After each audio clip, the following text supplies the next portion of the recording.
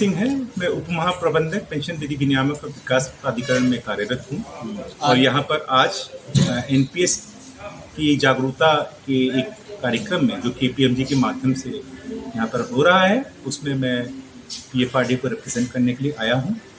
इस कार्यक्रम का मेन उद्देश्य एनपीएस खासतौर से एमएसएमई सेक्टर में एनपीएस की जागरूकता फैलाना है और ये इंश्योर करना है कि एनपीएस जो एमएसएमई के कार्यकर्ताएं हैं, जितने भी ऑर्गेनाइजेशन हैं और जो उनके एम्प्लॉयज़ हैं, वो एनपीएस सब्सक्राइब करके अपने बुढ़ापे को सुरक्षित कर सकें ताकि उनका बुढ़ापा सम्मानजनक हो सके और वो अपनी आगे आने वाली पीढ़ी पर आश्रित ना हो। इस उद्देश्य से भारत सरकार की यशस्वी योजना और 2047 में विकसित भारत को प्राप्त करने के साथ साथ पीएफआरडीए इस योजना के लिए प्रतिबद्ध है कि 2047 तक एक पेंशन समाज बनाकर वो भारत के हर नागरिक को एक सम्मानपूर्ण और एक विश्वसनीय बुढ़ापा जिसमें वो खुशतर हों और अपनी सारी फाइनेंशियल ज़रूरतों को पूरी कर सकें, एनपीएस के माध्यम से सुनिश्चित कर सकें। एनपीएस कितने समय से जो है कार्यरत है अपने भारत में?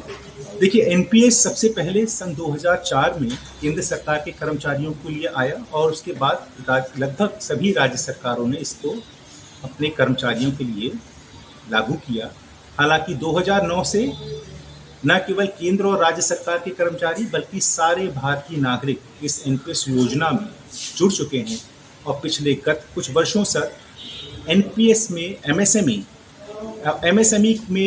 एमएसएमई का भारतवर्ष में योगदान जो उनकी जीडीपी में योगदान है जो लगभग 1/3 है और एक्सपोर्ट में जो लगभग 45% से भी ज़्यादा का है। एमएसएमई के कंट्रीब्यूशन को देखते हुए पीएफआरडीए ने ये प्रतिबद्धता ली है कि एमएसएमई में कार्यरत हर एक कर्मचारी के बुढ़ापे को सुरक्षित करेंगे और उसे एनपीएस के माध्यम से उनको पेंशन दी जाए। पहले से ही इस तरह की कई योजनाएं चल रही हैं। एनपीएस में क्या ऐसा विशेष है जिसकी वजह से लोग? देखिए, एनपीएस में सबसे जो खास स्तर है, दो चीज़ें हैं, रिटर्न और उसके अंदर खर्च।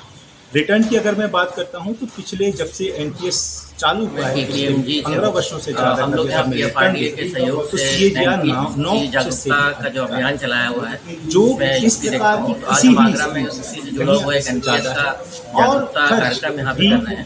इसमें हमने आगरा से विभिन्न क्षेत्रों से आए हुए एमएसएमई के लोगों को आमंत्रित किया है ताकि वो एनपीएस से जुड़ी हुई जानकारी प्राप्त कर सकें और उससे होने वाले फायदों के बारे में जान सकें। बहुत ही नेग्लिजिबल सर ने भी बताया कि इसके बारे में जाने और ये दो विशेषताएं भविष्य उसको न सुरक्षित केवल है बल्कि इसमें अगर आप देखें तो इन्वेस्टमेंट की चॉइस व्यक्ति जो है मूलतः अपनी उम्र के हिसाब से, क्योंकि व्यक्ति जब जवान होता है तो अपना रिस्क अधिक भी ले सकता है, उसमें अपने पोर्टफोलियो के सिक्योरिटीज के मिक्स को वो चूज कर सकते हैं और अलग अलग प्रकार की सिक्योरिटीज में उपलब्ध करा सकते हैं, उसमें इन्वेस्टमेंट कर सकते हैं।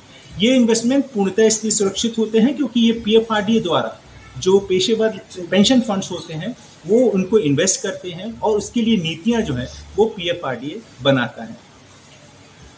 और मैं केपीएमजी से हूँ।